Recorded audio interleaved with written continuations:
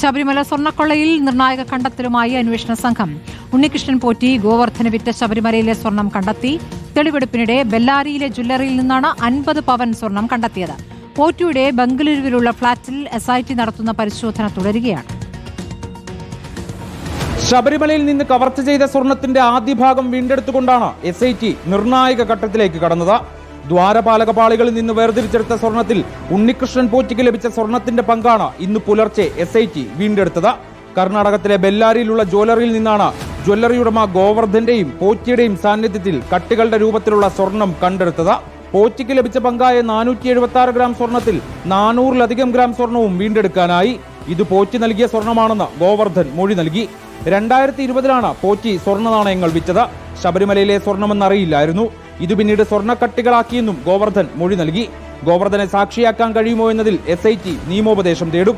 നേരത്തെ പോറ്റിയുടെ വീട്ടിൽ നിന്ന് കണ്ടെത്തിയ സ്വർണ്ണ നാണയങ്ങൾ മോഷണ മുതലിന്റെ ബാക്കിയാണോ എന്നത് SIT പരിശോധിക്കും.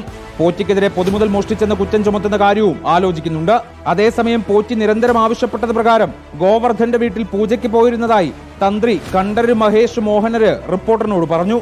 കുറെ നാളായിട്ട് ഇങ്ങനെ വിളിച്ച് കുറെ അങ്ങോട്ടും ഇങ്ങോട്ടും ഡേറ്റ് മാറ്റി അവസാനം കുറച്ച് ഇവിടെ ഫ്രീ ഉള്ള സമയത്ത് ഞാൻ പോയിരുന്നു. ബെല്ലാരി മാത്രമല്ല, ബാംഗ്ലൂർ എനിക്ക് തോന്നുന്നു 2-3 സ്ഥലത്ത് ഇങ്ങനെ പൂജ. അതിനുശേഷം ബെല്ലാരിയില് ഒരു ജ്വല്ലറിയുടെ ഉടമസ്ഥന്റെ അവിടെ ഗോവർദ്ധൻ എന്ന് പറഞ്ഞിട്ട്. ഇതിനിടെ പോറ്റിയുടെ ബംഗളൂരുവിലെ ശ്രീരാംപുരയിലുള്ള ഫ്ളാറ്റിൽ അന്വേഷണ സംഘം പരിശോധന നടത്തി.